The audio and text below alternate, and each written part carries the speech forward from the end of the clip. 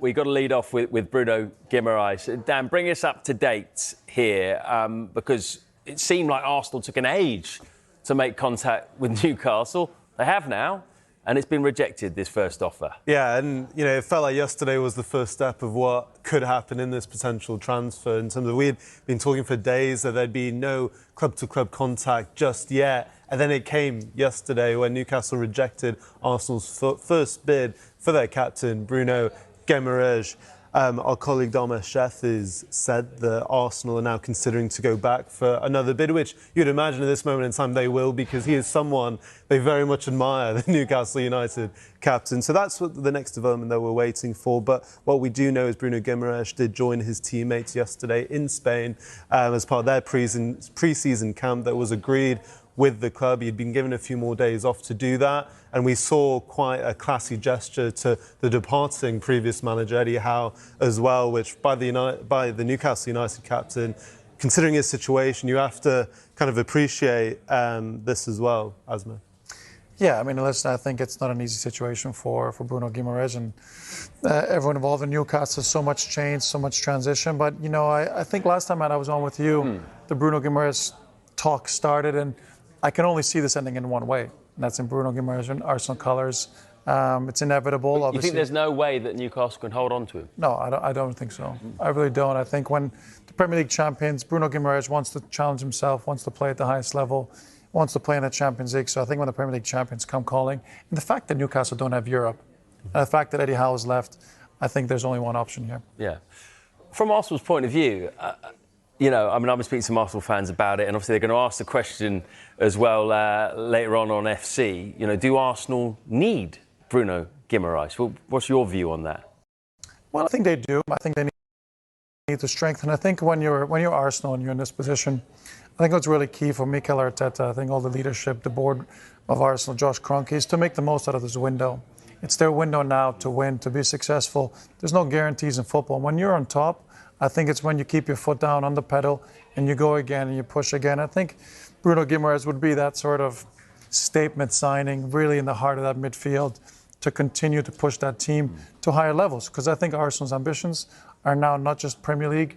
Ambitions will be Champions League, multiple trophies, and go from there. In order to do that, you need the best possible squad. And I think Bruno coming in there, in the heart of that team, would add a different layer to that. I also think it's the next step in the development of this Arsenal squad. I mean, we can look at some of the options they have in midfield. And actually, I think you look at last summer and you look at what Mikel Arteta tried to do with the depth between Bukayo Saka, Martin Odegaard, bringing Eze and Madueke. You look at that midfield there and the options they have. You look at Declan Rice, for example, the gap to whoever comes in for him is quite significant. Yes, they brought in Martin Zubimendi, who maybe petered out a little bit towards the end of last season. You had Miles Lewis-Skelly, who had said he'd been training for 6 months to become a midfielder, who we saw start in the Champions League final. Yes, he's another option. But actually, what you want to see is two very, very strong midfields in the Champions League and the Premier League. And this is a great example of what I'm saying. Declan Rice, 3,099 minutes. Yeah. I mean, the maximum you can play in the Premier League is 3,400, around that. Oh. They were so reliant on him. You think with someone like Bruno Guimares, you have the option to come in for him or play alongside him. And that's what I think Mikel Arteta is looking at to really not fix, but add to what he started last summer. They definitely need more depth, because you got the feeling, Zubimendi in particular really ran out of steam, didn't he, at the end of the season. But just looking at just the numbers there, so like now everyone's fit. You've got Marino as well there. So you're talking about, if Rice comes in, you've got Guimares, Rice, Zubimendi, Lewis-Skelly, Odegaard, Eze and Marino. That's 7 fielders. Can you keep all of them if you bring Guimares in? Can you keep them all happy? Yeah, I mean, I certainly think you can. I really think you can. And I say that because, one, I think Christian Norgard, I think he's been linked with Everton, so I think I could see him leaving. When you look at the last 2 years for Arsenal, we saw Mikel Merino play up front. We've seen Miles Lewis-Skelly play in midfield when things happen. Again, with this extended season that's now past us, with the World Cup, the minutes Declan Rice has played, again, the ambitions of Arsenal, wanting to compete at 4 different competitions, doing all these things. They're going to be playing even more games, more minutes. So that squad's going to be stretched. So there will be definitely enough games, enough minutes to go around for everyone. Injuries are inevitable. They will happen. So no doubt that he can keep all these players happy. And just to add, Asma, you can probably better talk to this. If you're the Arsenal team, you've had a very long season. You've basically gone as far as you can, got to a Champions League final, you won the league. But to have someone like Bruno Guimares potentially coming into that changing room, that must be seeing the ambition of the club to go again. Yeah, 100%. Listen, of course it is, right? And we've seen there that Arsenal needs backup in midfield. But what should be the priority here? What's the number one priority? Is it getting a midfielder in? We saw there they've got some strong midfield options already. Or is it improving the attack, in particular left wing? That's, I think, another position they need to address. And I think they will address it without a doubt. But should they not address that first? Maybe that's depending on who's available. We all seen the talk about Vinicius Jr. and whether he's maybe that option. The only other worrying part for me is if I'm Arsenal, like how injured is William Saliba? Mm-hmm. What is the deal there? Like how long will he be out? Because if this is really, if we're talking backs, these are very delicate injuries. Yeah. So I think if it's a case of him being out for an extended period of time, they might also, we saw them link with John Stones a little bit. I could see Arsenal dipping into that centre-half market as well. Yeah, well, we'll wait news on that. They may well do that as well. What is going on with Vinicius Jr. then at the moment, Dan? Where are we? Well, I think it's still a watching brief from an Arsenal perspective. I think they'll be watching even more intently now because we saw Vinicius Jr. rejoin his Real Madrid teammates yesterday. He seemed very happy. He was doing his medical examinations in the morning before they did a bit of a video diary with him on his first day back. And look, he's going to sit down with Real Madrid in the coming days, weeks, around what his future looks like at the club, whether he signs a new contract or not. Real Madrid seem very confident he will. They've kind of groomed him from such a young age to become this star at the club. And we saw him in the World Cup, of course, as well. For Arsenal, they're going to see how this unravels. And if Vinicius Jr. doesn't seem likely to sign a new contract at Real Madrid, they'll look to cash in. I think Arsenal are in the wings to make a move for him. What is your thought on this? Because there's two kind of schools of thought, aren't they? That, this could really happen. This could be the mega signing for Arsenal. And then there's another group, Jay Bothroyd would be amongst them, quite negative on this, saying, Vinny, it's never going to happen. Vinny Jr. is playing Arsenal so that he gets a new contract. Which of those camps would you be in? Well, that could well be true. I'm not on the inside with the inside scoop here in terms of what's going on. It could well be that he is using it as leverage for Real Madrid and making sure he gets the best possible deal. But in terms of if you're Arsenal, there's a possibility of getting him. Financially, if it's doable, to fit him into that left wing position with that strength in the midfield with Bukayo Saka on the other side, Victor Gyökeres, Kai Havertz in the middle.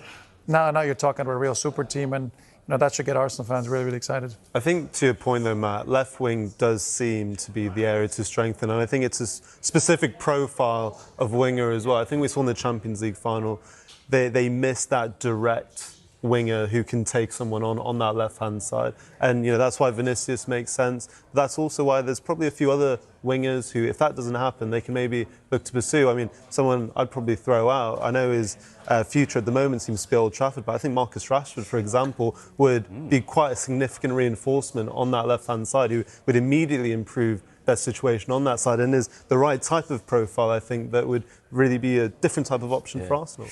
He has been linked with Arsenal before. I don't think that would be a complete shock if that came up again.